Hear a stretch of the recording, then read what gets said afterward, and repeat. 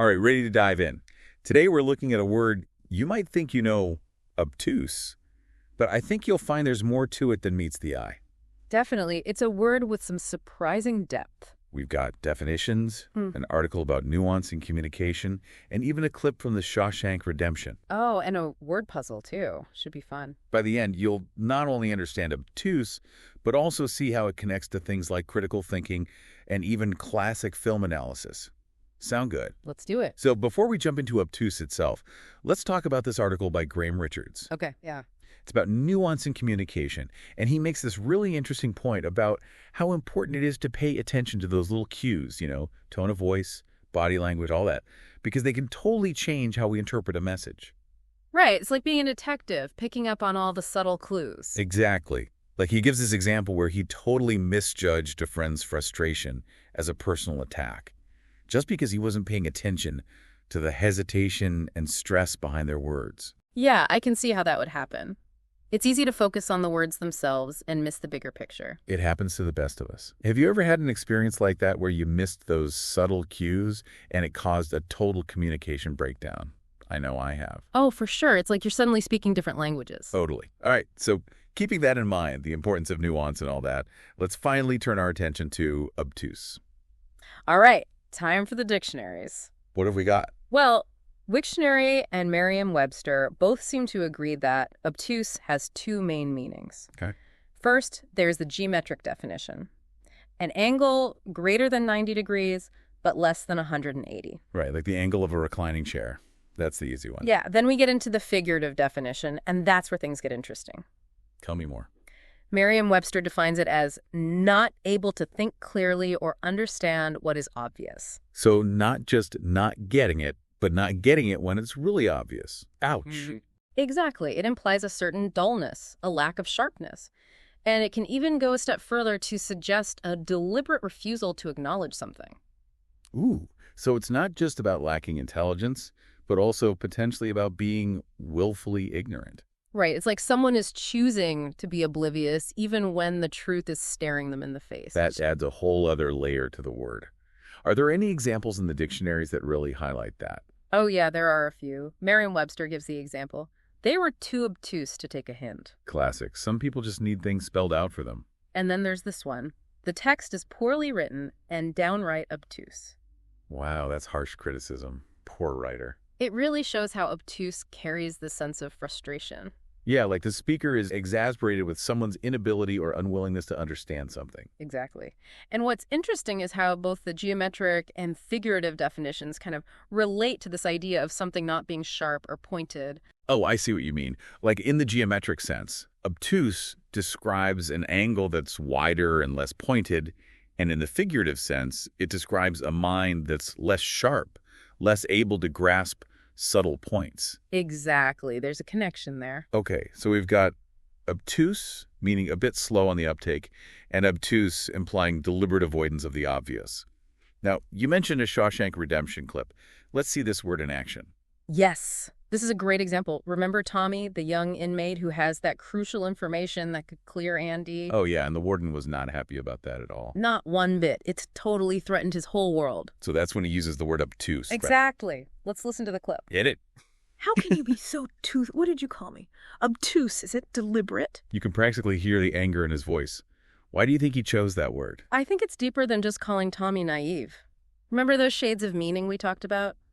I think he's accusing Tommy of intentionally overlooking the danger of the situation. Ah, so he's using obtuse to shut down the truth. Exactly. By calling it deliberate, he's implying that Tommy is choosing to be ignorant, which undermines his credibility. It's a power play. Wow, that's insightful. It's incredible how one word can reveal so much. Words have power, and understanding their nuances can unlock a lot. It's all connected, isn't it? All right, this is already making me see obtuse in a new light, and we haven't even gotten to the word puzzle yet. Oh, yeah. Are you up for a challenge? Bring it on. I'm feeling sharp. Well, as sharp as someone can feel after being called obtuse for the past hour. Okay, here's the puzzle for you. Obtuse. A mind puzzle. Think about everything we've talked about so far and see if you can crack the code. This will require some serious thinking. I'm on the case. I'm sure you'll figure it out. That puzzle, it really makes you think, doesn't it? But before we give away the answer, I think it's worth talking about how this whole idea of obtuseness ties into critical thinking. Ooh. Okay, I'm always up for good critical thinking challenge, but I'm not sure I see the connection. I mean, we've been using obtuse to describe a lack of understanding. So how does that relate to critical thinking? Well, think of it this way. Critical thinking is like the opposite of being obtuse.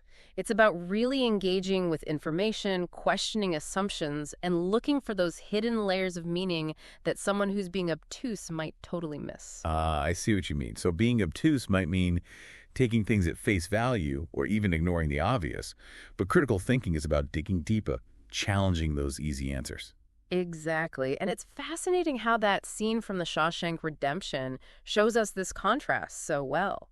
The warden's obtuseness, his complete refusal to even consider that Andy might be innocent, it comes directly from his unwillingness to think critically. Yeah, he's so focused on keeping his power and control that he can't see the truth, even when it's right in front of him. It's almost like he's trapped in his own little world of obtuseness. That's a great way to put it. And that's why critical thinking is so crucial. It helps us break out of those mental boxes and see things more clearly. So if we want to be less obtuse and more like critical thinkers, what can we actually do? Any tips or strategies? Absolutely.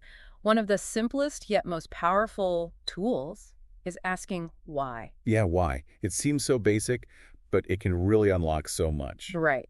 So the next time you encounter some information, a news article, or even just a conversation with a friend, don't just passively absorb it. Ask yourself, why is this person saying this? What are their motivations? What evidence do they have? Is there another side to the story? That's such good advice. It's easy to get stuck in echo chambers surrounded by people who agree with us, but asking why helps us challenge our own assumptions. Exactly. It's about self-reflection just as much as analyzing information from outside. It makes me think about those times I've gotten into heated arguments where no one is really listening. Is that a form of obtuseness too? I think it definitely can be. When we refuse to even consider that we might be wrong, we're basically choosing obtuseness over critical thinking, and that rarely leads to anything good. That's true. So real critical thinking also requires some humility, right? A willingness to admit we might be wrong. Absolutely. It's about being open to new information, even if it challenges what we believe. And sometimes it means being okay with being wrong, because in those moments we can learn and grow. I think we've all had those moments of being obtuse, those times when we just aren't seeing things clearly. But the key is to recognize them and use them to improve our critical thinking. Exactly. The more we practice questioning assumptions, seeking different perspectives, and being open to new information, the less obtuse we become. I love that. Okay, we've talked about nuanced communication, we've broken down obtuse, and we've even connected it to critical thinking. Now tell me, what is the answer to that puzzle? Obtuse, a mind puzzle. What does it all mean? Are you ready for the big reveal? Remember the two main meanings of obtuse. The geometric definition, with the angles, and the figurative definition, about someone being slow to understand. Wait, I think I see where this is going. But I'm not quite there yet. Think about how both of those meanings relate to sharpness. Okay, an obtuse angle isn't sharp, it's wider. And someone who's obtuse isn't mentally sharp. I've got it. The answer is a blunt object. You nailed it. It's all about wordplay. Blunt object, because obtuse in geometry means not sharp, and a blunt object, well, it's not sharp. Brilliant. I was stumped for a bit, but I love how it connects everything we've been talking about. It's a great reminder that language can be fun and smart at the same time. This whole deep dive has been amazing. I feel like I understand obtuse so much better now, and I'm definitely feeling inspired to be more of a critical thinker. That's great to hear. And to our listeners, remember, the next time someone calls you obtuse, don't just get defensive. Think about it as a chance to reflect. Ask yourself, am I missing something? Am I being closed off to another point of view? Such a good point. It's easy to react defensively, but approaching it with curiosity can lead to real growth. Exactly. Well, on that note, I think it's time to say goodbye to the world of obtuse. Thanks for joining us on this journey, everyone. We hope you've learned something new, and we encourage you to keep exploring the power of words and critical thinking. Until next time, happy diving. That puzzle really made me think. I love how it tied those different meanings of obtuse together. It shows how language can be so clever. It really does. And it highlights just how much depth a single word can have. Like, we peeled back all the layers and saw obtuse from every angle. We started with the dictionary definitions, the geometric and the figurative. Then we had that great article by Graham Richards. Right, about paying attention to those little cues, the nuance that can change everything. And then, of course, we had that scene from the Shawshank Redemption, where Ward Norton uses Obtuse to basically shut down Tommy. Such a powerful example. You could really see how the word choice revealed the warden's intentions. It's funny, I've seen that movie so many times, but this time it felt different, analyzing it like this. It really shows you how important it is to pay attention to the words people use. Words have a lot of power. Understanding them on a deeper level can really change how we see things.